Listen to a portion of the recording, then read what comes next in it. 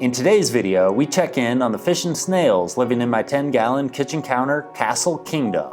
And sadly, tragedy strikes the aquarium once again. Hello and welcome to Tank Tales, a beginner's guide to aquariums, aquaponics, and fish tank fun.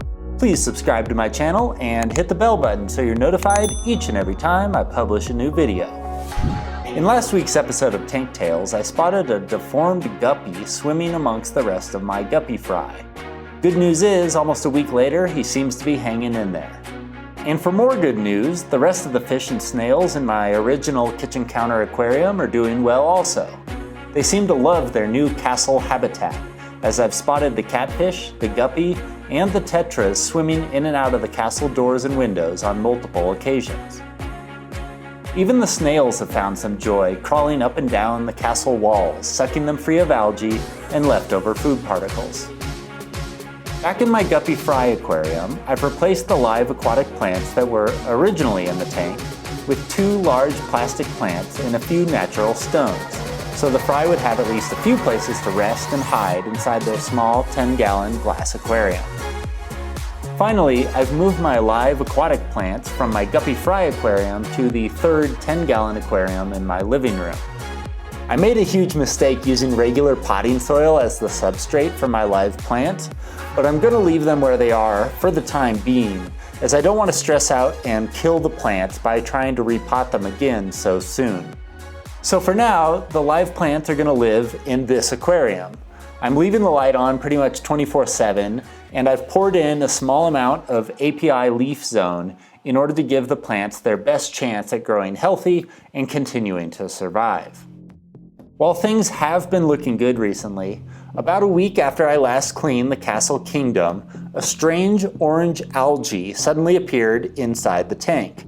And that very same day I woke to find one of my original orange guppies floating at the top of the tank. Then, a short time later, my second orange guppy was found floating upside down and stuck in one of the plastic plants. He too was now dead. Not only had my 2 favorite fish died, but my snails were now acting funny as well. On the same day my second orange guppy died, I noticed that both of my blue snails were no longer moving. Now, this isn't entirely unheard of for my snails. Sometimes they do crawl inside their shells and sleep for a little bit.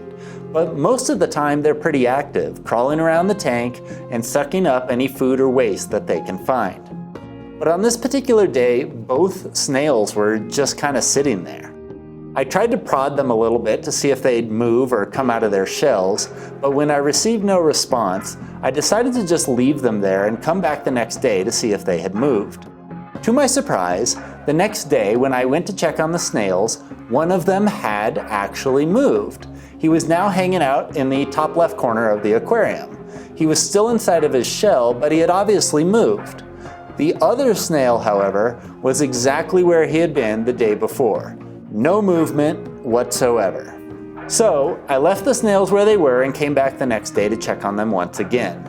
This time, the snail that had moved to the top of the tank was now back down at the bottom, and back in almost the exact same position he had been in 2 days prior, sitting on the bottom of the aquarium and curled up inside his shell, not moving.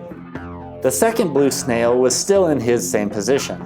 It had been 3 total days now and he'd not moved an inch. Plus, I could smell a foul odor coming from the fish tank. I reached my hand inside and pulled out my little blue snail. He smelled horrible, but I still couldn't tell if he was alive or dead. So I pulled him out of the aquarium and I put him in this little plastic Tupperware container filled with water, hoping that if he did move, I'd be able to more easily spot his signs of life. But sadly, snail number 1 never came back to life. After 3 more days of non-movement in the Tupperware container, I finally gave up on him. And even worse, snail number 2 perished shortly thereafter. He just curled up inside of his shell, sank to the bottom of the aquarium, and never moved again. In a span of just a few days, I had lost my original 2 guppies and my 2 beloved blue snails. I honestly felt terrible. But I couldn't focus on the death of my castle kingdom inhabitants for too long, because I had a big move coming up. A move that would require both me and my plant and animal tank tail companions to move more than 2 kilometers away. In next week's episode, I buy a new condo and move all 3 of my aquariums to my new home. Plus, we check in on my guppy fry as they continue to mature. Did you enjoy this video about my very first fish tank? I hope you did, and I can't wait for you to see next week's episode. So if you haven't done so already, be sure to smash that subscribe button and the bell icon now so you get notified each time I publish a new video. Also, don't forget to hit the like button. That really does a lot to help me out, and I appreciate your support very much. If there was a product featured in today's video that you'd like to learn more about or possibly even purchase for yourself, be sure to check the links in the video description below.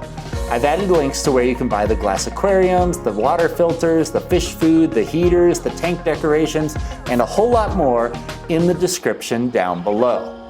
And did you know? I got a website too. It's called tanktales.com and it contains links to all of my videos, plus a ton of articles and information on how you can start your very own fish tank, aquarium, or at-home aquaponics setup. Just go to www.tank-tales.com and check it out for yourself right now. And now it's time for the Tank Tales question of the week. What do you think it was that killed my guppies and my 2 blue snails? Was it that orange algae? And if so, how do I prevent the Agent Orange algae from filling my tanks ever again? Leave a comment down below and let me know. Once again, thank you so much for watching this video, and I hope you'll subscribe to my Tank Tales channel as I plan on adding new videos like this one on a regular basis.